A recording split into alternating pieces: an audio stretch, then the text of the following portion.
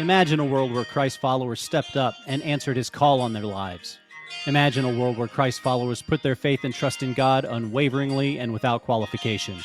Imagine a world where Christ followers lived out God's purpose for them in everything they do. The It's Not My Credit to Take podcast explores the awe and wonder of how God shows up in the lives of strong, principled Christ followers from all walks of life. Get ready to laugh, to cry, and to be transformed. I'm your host, Dr. Ed Slover, and I'm a faithful husband, loving father, loyal friend, and an unapologetic follower of Jesus Christ. Welcome to the It's Not My Credit to Take podcast. Hello, Katrina. How are you today? I'm doing wonderful. I'm glad to be here. I'm glad to have you. You are officially the first woman on the It's Not My Credit to Take Oh, podcast. wow. Well, that's an honor. It was I guess I need to set the bar then, huh? your story actually definitely sets the bar really high. I felt a pull. I said a prayer, and now I pivoted the podcast and open it up to include all Christ followers. So I'm really excited to have you. My guest today is Katrina Robertson. After serving on the jury for a murder trial, Katrina was charged with contempt of court and endured months of trauma, the threat of jail, and thousands of dollars in fines and legal fees. From this experience, she published a book called Juror Number 11, a memoir of the broken justice system and rising from the trials of life, which went on to win a gold medal in the Nonfiction Book Awards through the Nonfiction Authors Association. Katrina's book also became a finalist in the Memoirs and Autobiographies category through the International Book Awards. Today, she calls Hot Springs, Arkansas home, where she serves as a chief compliance officer for a local wealth management company. She's done that since 2007. In addition to her work, she's a volunteer and advocate for children in the foster care system and plays an active role in her church and community. Katrina has been married to her husband for 27 years, and together they have two biological children and three adopted children, two from foster care and one as an adult. Katrina, welcome to the It's Not My Credit to Take podcast. It's good to be here. That's when somebody introduces you and reads it all out, it's like, gosh, is that me? I don't. I feel like I'm just more of an average kind of person than all of that. It's you. It's you. So why don't you share with the audience a little bit more about your background and how you ended up where you are in your life? Right. So, like you had mentioned, my husband and I have been married 27 years. My husband served on staff in churches for 20 plus years, and then uh, actually as a chaplain at a hospital now full time. And like you mentioned, we have 5 children in total, 2 biological, 3 that we adopted. And I've always had just a heart and a pull towards kind of the voiceless in society. A lot of times that's children, and I've always played a very active role in different volunteer capacities. I was a CASA for many years, a court appointed special advocate, and then moved on to foster and then adopt. But anyway, I had always been very adoption obviously is a beautiful thing, and we all love hearing the amazing miracle stories within it, the rainbows and the feel good adoption stories. But the reality is, adoption comes from loss and brokenness and grief. And there's a lot of really hard and ugly, especially in when you bring kids that, my kids were 8, 9, and 17 when they came to. So a whole lot of trauma. And the damage that does to a child is sometimes seemingly just irreparable. And I was throughout our journey with our boys, they're all 3 boys, I was very transparent about the hard sides of it on my social media. And I, over the years, had people reach out to me and say, gosh, you really need to write a book. And I was kind of like, gosh, I don't have time for that. And besides, I don't know who wants to read all of my heartbreak. But so then last year, I was again going through some pretty significant, just heartbreaking situations with a couple of my kids. And then in the midst of all of it, I was called to serve on the jury for a murder trial here in our town. And it was kind of like, oh gosh, you know, um, don't know if I have it in me to soldier through this, but I did, and it was a very very overwhelming experience for me. Kind of the responsibility of uh, judging another individual and vetting them and determining a sentencing and a verdict was very overwhelming, and I did not take the responsibility lightly. But then, whenever it was all said and done, a few days after the trial, one of the other jurors came back to the courthouse and filed a juror misconduct complaint against me. The defense attorney grabbed hold of that complaint and um, asked that contempt of court charges be filed against me, and then also asked for a mistrial to be found, which then began this huge domino effect where it just, I don't think even the individual that went and filed the complaint expected kind of the debacle it turned into. And so then began kind of 5 months of my hell within the judicial system. I had my own trials and and so forth. But when it was all said and done, and the case was finally closed, I was like, you know what, I'm gonna write that book. And it's a memoir. I write it in diary format, and I it begins with the day in which I got the jury summons, and then ends once everything was kind of wrapped up. But I took the opportunity to kind of interweave in some of the stories of the brokenness and hard that I was also walking through with some of my children, and really the foundation of the story and the center of it is my faith, and that um, no matter what life is going to throw at me, I'm going to continue to rise and trust that even though nothing makes sense, God is still good.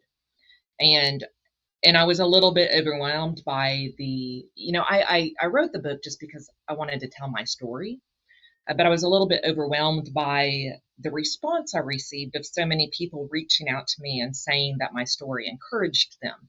Not because they could relate to my exact situation, of course, that's kind of unique, but uh, we've all, if you've walked this earth for any length of time, we've all had situations where we kind of feel like sucker punched by the world, that the rugs pulled out from underneath us, and you're kind of left going, especially if you're a believer and you have faith, you're like, God, what is going on? Like I I believe you. I have faith. I trust in you. And why are you allowing that? And I think my vulnerability and honesty in saying um, uh, that I cry the hard tears and I ask the hard questions, and I don't have a problem with saying, God, I'm angry right now. I'm really angry. But the famous Job scripture, though you slay me, yet I will praise you. And being able to, and I think they were able to just say, you know what, um, my situation doesn't make sense, and it seems really unfair as well, but I'm going to keep pushing forward. Katrina, what was the basis for the other jury member to file a juror misconduct complaint? And then Right. what was So, the ultimate outcome of your situation? what was the ultimate outcome of so I did end up getting, contempt of court charges against me, charged against me, which meant I had to go and get an attorney and all that. And he, I go in to sit down with the attorney, and I'd been given this piece of paper when we'd gone to court. We all the jury members had gotten this summons that's like, okay, there's been allegations of juror misconduct. Everybody has to come back. And of course, we're all like, oh my gosh, what in the world? And everybody has to come back to court, the jury members, the defense, the prosecution, even a lot of the witnesses, so forth. They sequester all of us jury members in a room. We're not allowed to speak, and they bring us out one by one to testify. They saved me for last, which then I was at that point, I was like, this has to do with me. And they, when they brought me out, I was, I was slandered and lied about and attacked. It was a very difficult thing to have to sit through. But then at the end, and then another piece of the drama of it is the original judge for the trial had recused himself from the whole situation. So it was a different judge that had stepped in for this hearing. And she did, even though, all of the jury members testified, there was only two that were like, yeah, of course, the one that complained, and only one other that said, well, yeah, that there was something said or this and that. But it was obvious there was no intent to prejudice the jury or persuade them. It was an offhanded comment that I had made, actually, even after deliberations had been made. But even based on that, she still charged me with contempt of court and granted the mistrial. So she hands me this piece of paper that tells me when I have to go to court. I bring that to my attorney that I had found, and I show it to him, and I said, what does this even mean? Is this like where I go and say guilty or innocent? What is this hearing? And he said, Katrina, he said, you've already been found guilty. This is your sentencing hearing, and you're looking at up to a year in jail. And, that's kind of the moment where, all the oxygen leaves the room. And I'm kind of dropped into a Charlie Brown cartoon where I can't really discern anything he says after that. And he said, Katrina, he said, are, and I don't know how much time you want to spend on me going back as far as exactly what the quote misconduct was and how I got to that place. I can, if you want to spend the time. But, he said, Katrina, has this sort of thing ever been said and done within juries? He says, absolutely. He says, you're actually a gem of a juror who walked in there with innocent until proven guilty as your mindset. He said, but has a jury member ever gone back and complained after a unanimous decision? He said, never. And then to, top it off, then has a complaint then caused contempt of court and a mistrial. He says, mistrials just don't happen. It's very rare. He says, so you're kind of a unicorn that we're not real sure what to do with. I very much felt like kind of this pawn in the legal system. So it was, it was crazy. It was a crazy time. For those listening to your story that have never seen a Charlie Brown cartoon, what she's referencing is the teacher in Charlie Brown that sounds something like wah, wah, wah, wah, wah, where when the oxygen came out of the room, Katrina, you didn't hear anything else but right. Yeah. wah, It wah, was wah. just, yeah. And I'm sure other people could maybe relate where maybe they are sitting in a doctor's office and they give like a terminal diagnosis and then continue to talk, but you're not able to process anything, or maybe you get that phone call of some tragedy and you you almost just kind of go to tunnel vision, and it was one of those moments. Yeah. What was ultimately the outcome for you? Did you serve any Yeah. prison So time? And what so happened with the then mistrial? right. Well, so just another kind of uh I guess a cliffhanger for you to you'll just have to read the book. Another just kind of like what in the world is really happening here. Um, the mistrial never happened. And they kept pushing it off. pushing off. And then finally, the prosecution, the state basically put an article in the paper. I made front page so many times during those front months. It was for those 5 months. It was exhausting. But they basically said, well, because juror number 11 so royally screwed this whole thing up so bad for us, and it would be impossible for us to give the defendant a fair trial now at this point. We're going to offer her a plea deal. And so it's just kind of like, again, everything's my fault. But okay, so they offered her a plea deal is what ended up happening. And the plea deal was for manslaughter.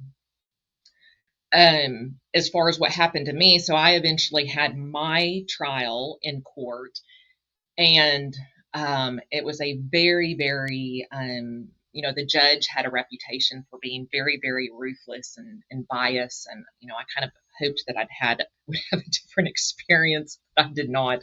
I include court transcripts in the book, and you can kind of draw your own conclusions there. But after she had a good just opportunity to berate me, she said, I could give you 30 days in jail. And at that moment, I was kind of like, no, wait a minute. My attorney told me a year. I've been preparing for the possibility of a year. If you're telling me it's just 30 days, can I get back up there and say a few more things? Because I kind of like 30 days doesn't seem so bad. But, and I'm like, so did my attorney, did he say a year to try to inflict fear in me of how much I needed to retain him? Or was he really didn't realize that? But anyway, it didn't really matter at that point. But what she ended up doing is, so she fined me the maximum charge for contempt of court was like $500. But then on top of that, she made me repay all of the, when you're a jury member, you are paid. It's fairly minimal. And when you get called for jury duty, you're not necessarily selected. And so like if you just get called but aren't selected, you get one rate. But then if you are selected, you get another rate. And while this was a 4-day trial, she required me to repay all the jurors their fees. And there was about 50 of them to start with. So it wasn't a small amount of money, but You had referenced earlier about having the rug pulled out from under you and being angry with God. correct. Did you find going through this process that your faith in God wavered at all? One thing I've learned about faith is you don't always have you can have uncertainty but still have faith. Faith is in your action. Faith is in the doing. Did I have my moments where I said, God, I trusted you and I thought you were going to fight for me. I'm upset right now. Did I have those moments? Absolutely. Did my faith in him that he is God and he is good and he is in control ever waver? No, it didn't. I kind of, relate it to, a lot of times, and I guess my story is a lot of times people, you gravitate towards the stories of faith where there are these great miracles and moments of revelation. And that is, that's awesome. But when you're, the reality is that most of the time that isn't the outcome. And that's when that true faith steps in. One of my most favorite, and I think whenever we had like the pre-conversation, I mentioned this, one of my most favorite passages is Hebrews 11, which is kind of referred to as the hall of faith. Faith is, certain of what we don't see, basically. And he lists out all of these heroes of the faith by name, and how, because of their faith, these amazing miracles happened. But then, about halfway through that passage, he shifts gears and he says, but then he doesn't even list their names because there's so many of these people who were tortured and imprisoned, sawed in two, beheaded, stoned to death. They were destitute and homeless.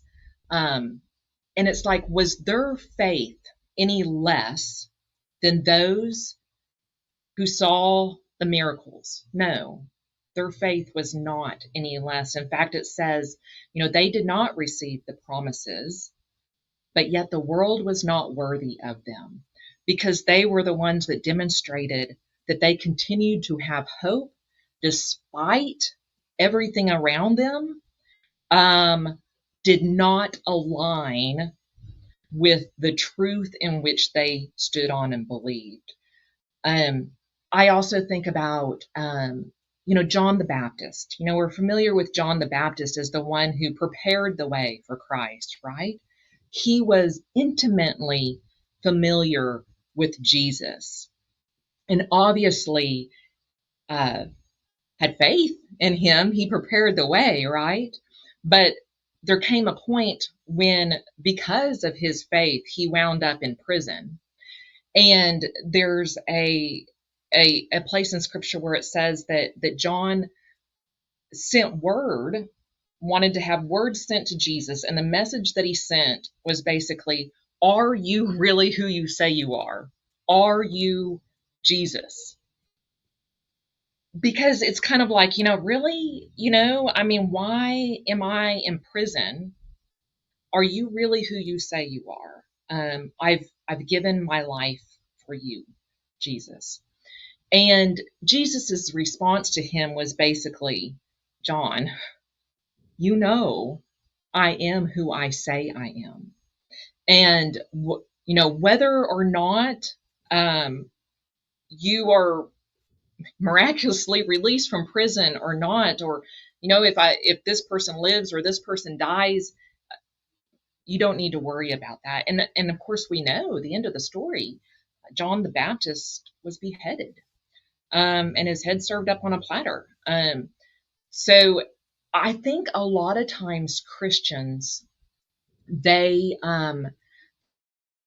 that if they have faith, everything is going to work out.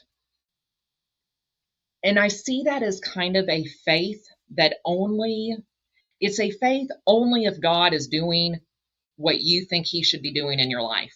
And that's not what faith is about.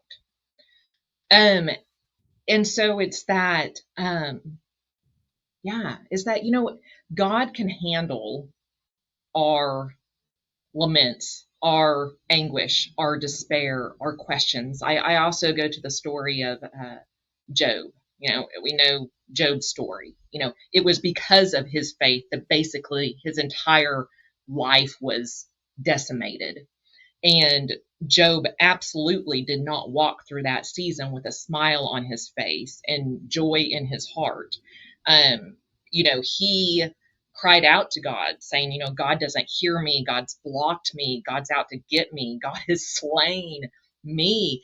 And, his wife and his friends leave him and accuse him of having, that maybe it's his fault. He's got hidden sin, and and it's kind of like, Job was just an honest guy, but it's hard to be around somebody that's just complaining. It's like, okay, yeah, you've got it bad, but we're tired of hearing it. But God could handle it.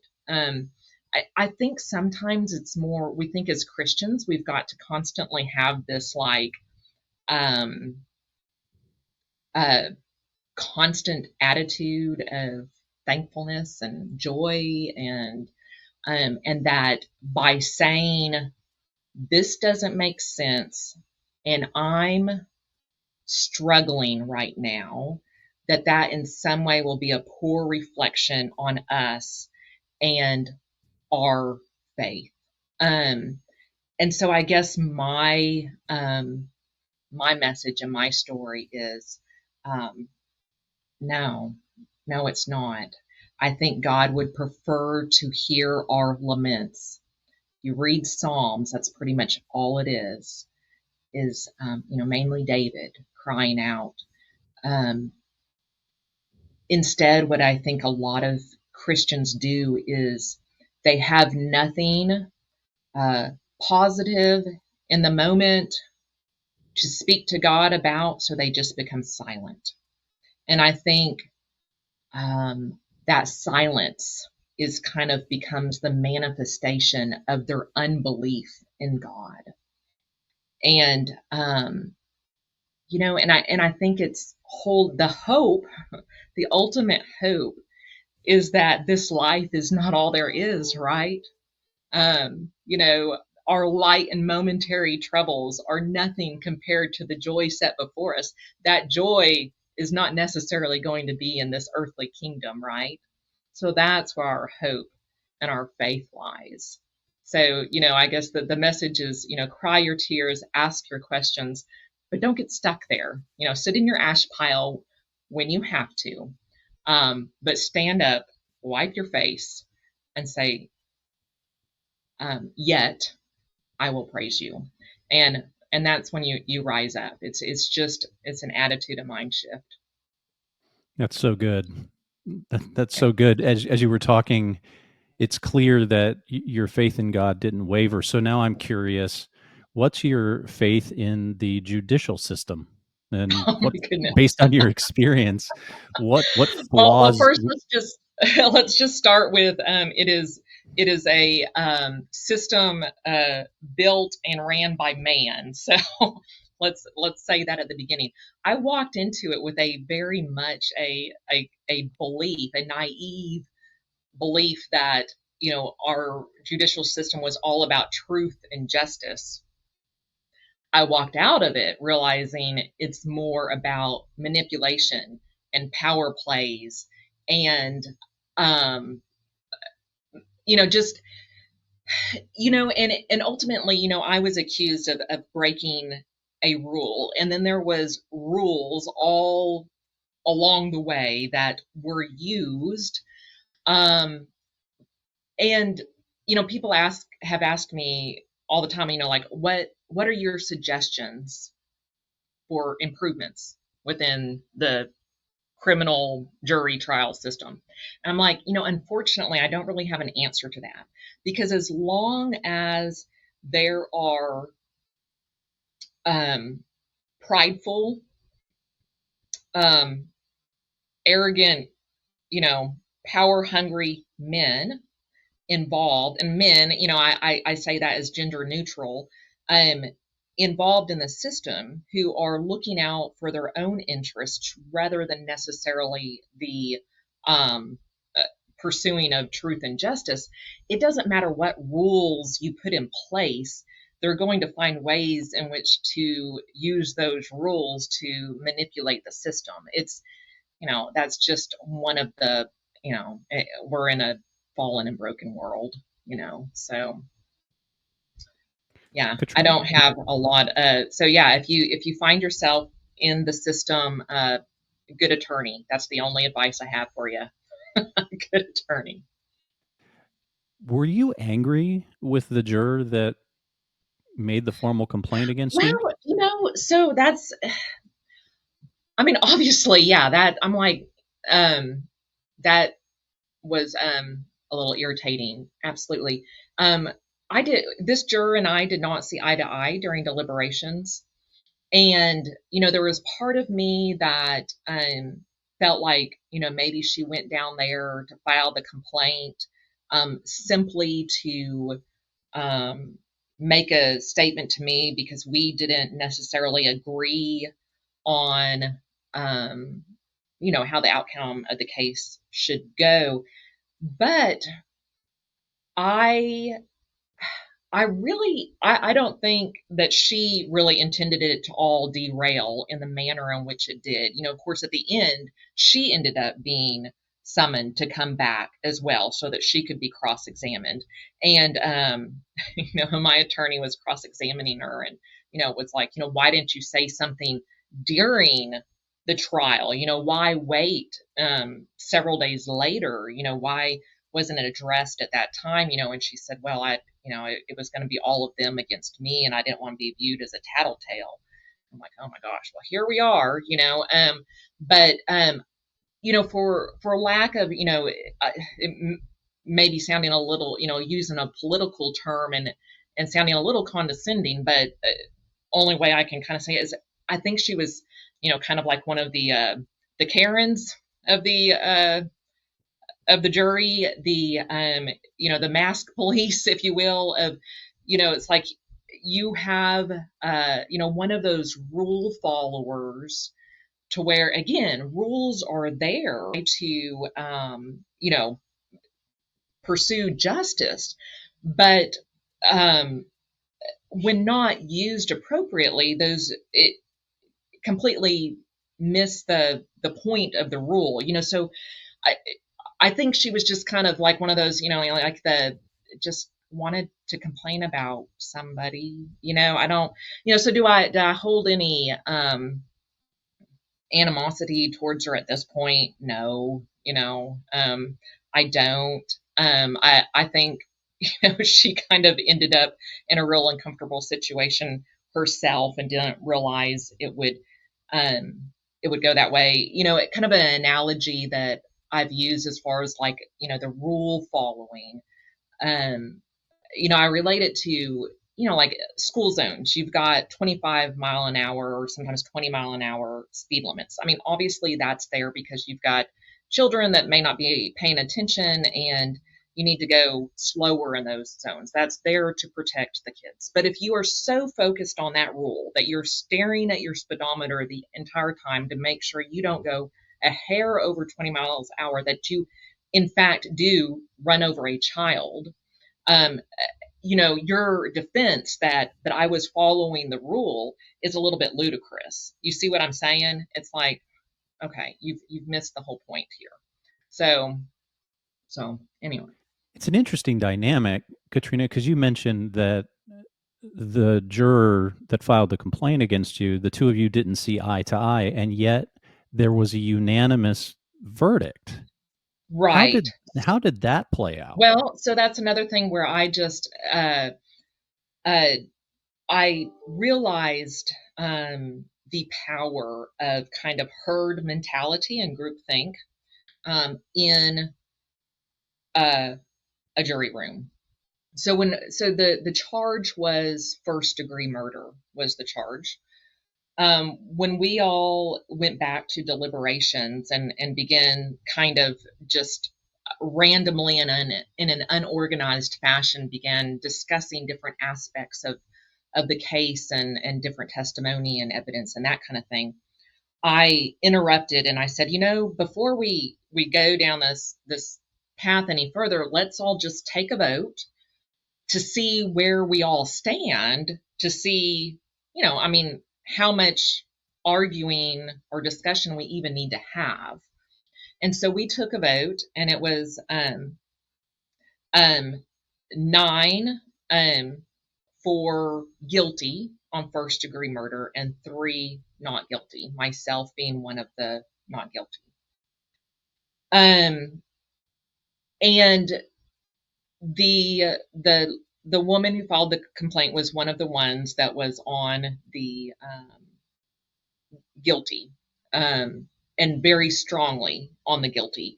She, you could tell she had a very much a disdain for this woman. Um, and I'll back up and say the defendant was a 60-year-old woman, never been in trouble, piano teacher her whole life. She shot and killed her husband. Her defense was self-defense. So that was kind of the in a nutshell what it was. Um, First degree murder, you have to prove intent, that she intended to kill him. I couldn't go there. I could not. There was 17 witnesses for the state, and not one of them. They all were there to testify, basically to prove that she shot him, and that was never uh, part of the debate. For first degree, we had to prove intent. So we, after, voting, like I said, it was 9 for guilty on first and only 3 not guilty on first. So we continued our deliberations and our discussion and, studying the statute for, first degree and second degree. And then we went around and voted again. And when we voted that second time, it was unanimous, not guilty on first degree and guilty on second. And so, but she very much begrudgingly shifted down to second. But to me it was, I had the responsibility. And I'm very vulnerable in the book. I was very emotional. It was kind of a basket case. I'm like, this is a huge decision, and I didn't take it lightly. And I felt like we were forced to make a decision with this cherry picked information and not the whole picture. And, and for 9 individuals, to say guilty on first degree, but then just in a matter of about 90 minutes say, okay, not guilty. To me, it was kind of like, wow, okay. I, I would have been willing to go with a hung jury on first degree. I'm not one that I don't conform to the group think or herd mentality whatsoever. And to be honest, I really, really struggled even with second degree. But I was forced in this position where I had to lay my heart and my gut aside and focus only on the facts and the evidence that was presented within that trial. And it was a very hard thing to do, but I pushed forward and did it. Um, but I'm always an honest person, and then I make a statement about how much I was struggling with it, and yeah, she decided she'd complain about it. So You had referenced the defendant. Is it true that you've developed a relationship with her? right, yeah, so that's just kind of another, I guess you could call it kind of a God twist in the story. So, whenever it was all said and done, and I was like, you know what, I am going to write a book. I wanted to tell my story. There was a lot of things I couldn't talk about, I couldn't say, and I wanted people to be able to see things from my perspective, kind of walk in my shoes as far as where I was at with, why I did and said the things I did. And even though in the book I don't use any names at all. There's no names. The defendant is obviously a central character in the story, so I felt like I should reach out to her and let her know that I was writing a book about the story. And had no idea if I would even get a response, or if I did, how she would respond. And her response to me was, Yahweh has used you to save my life, and I will forever be thankful for him no matter whatever happens. And so there began kind of a dialogue and a relationship. And in fact, she now, like I mentioned, she's been a piano teacher for decades. She teaches one of my sons piano via computer video every week. So it's kind of one of those. I say life, has handed me a lot of lemons, but I eventually find that lemonade and that exhale where I say, okay, God, you are good. You are good, even though things hurt and are hard sometimes. Yeah. One final question for you, Katrina. You Yeah, referenced earlier in this conversation really the trials that you've worked through with your kids. right, How are right, they how are they doing? How did they cope with the experience that you've described throughout this discussion? Like, right. So how are they? they, well, goodness. Yeah, so that they are additional kind of hard. It's that those are hard, and I'll be completely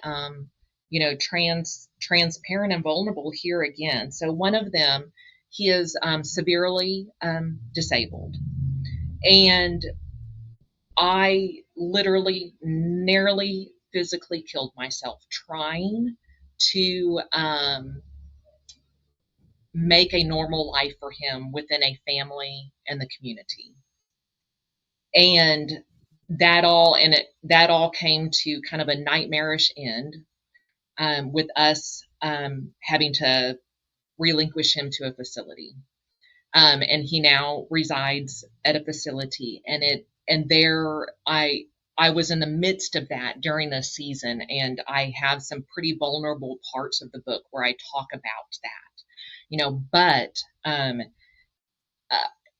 so with that particular son, I have definitely wrestled the most with God, because it's like, God, you without a doubt led me to this child, and I fought the state and the government and my family to bring this kid here, to make him whole and healthy and happy, and only to be brought to this place where we have no choice but to leave him at a facility.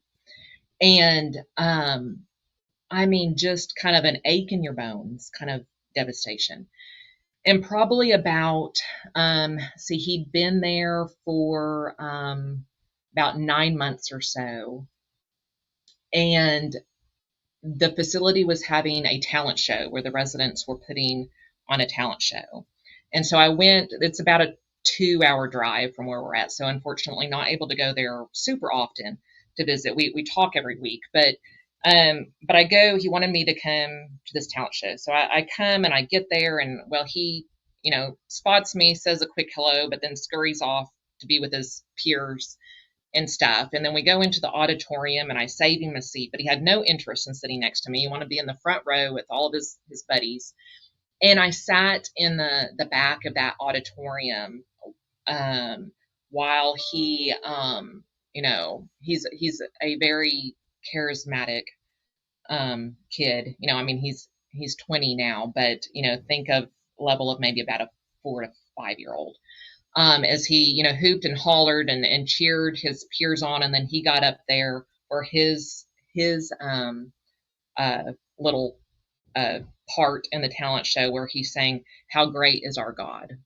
And, I sat back there, with the tears streaming down my face, after feeling so much weight of guilt and failure, of even from like the disability rights organization of Arkansas, just kind of telling me that, feeling like I just didn't do enough. And, sitting back there, I was like, you know what, he's exactly where he's supposed to be.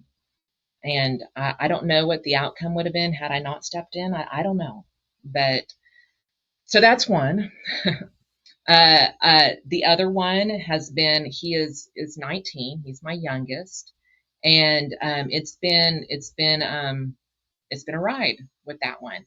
He is currently at in a place called Job Corps. They're all over the United States, but it's where they COVID kind of was the casket for about 4 of my kids. It just, anyway, the whole education system fell apart, and those kind of vulnerable kids went with it. But so Job Corps is a place where they, try to train them for a trade and that kind of thing. And he's been there 2.5 months, which is kind of a miracle in itself. He's got surgery this week, and I've been trying to be all, hands off. He's 19. He needs to do this on his own. I don't need to be involved in contacting the teachers and counselors and all that there. But he has a surgery, and I didn't trust that he was communicating right, to get the right days off and all that. He's about an hour from us, and I get him every other weekend or whatever, bring him home. And the counselor, I was talking to her and got the date settled for the surgery. I was like, well, so how's he doing? And she said, oh, he's great. He's at class every day on time, and he stays away from the peers that give him a hard time. And I was kind of like, his name's Brady. I said, Brady Robertson. So I'm kind of like, maybe he's, it, he's, he came to us when he was 9. And if I told you his story, it would make you weep at what this child had to endure and go through. And the wall that he has that he can't quite seem to jump over as far as faith and Christianity. He did have a moment of, conversion and was baptized and all that, but he still struggles with, if God really loves me, why did I have to go through everything? Why? And of course I was like, but he gave you a family and, opportunity, and, but that's a hard thing for some people to have that perspective shift. You can't stay the victim. So I'm holding a hope. The oldest is 25. He's completely independent, on his own. He lives in Miami, so I'm kind of like, he's taking care of himself. His means of income is not the what I would prefer. But he stays in touch, and I love him, and all I can do is love them where they're at. So, It sounds like quite a ride. absolutely. For listeners, how can people pick up a copy of your book?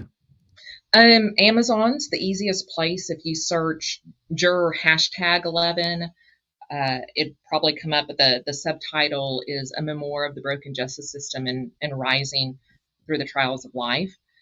I also have I recorded an audio book for those that are audiobook listeners. Full disclaimer, I am in no way a professional voiceover. But it was important to me to record it in my voice. So if you're a regular audiobook listener, you may be a little appalled by the quality, but I did the best I could, and it is available there.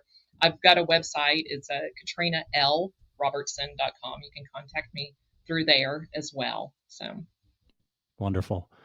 Katrina, this has been great. Thank you Yeah. so much for taking time. Before we wrap, would you mind closing us out in prayer? Absolutely, I will.